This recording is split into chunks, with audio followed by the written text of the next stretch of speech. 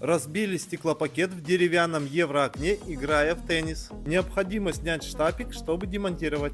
Снимаем разбитый стеклопакет и убираем в сторону. Чтобы установить новый, необходимо проем обработать герметиком. Теперь можно приступить к установке стеклопакета.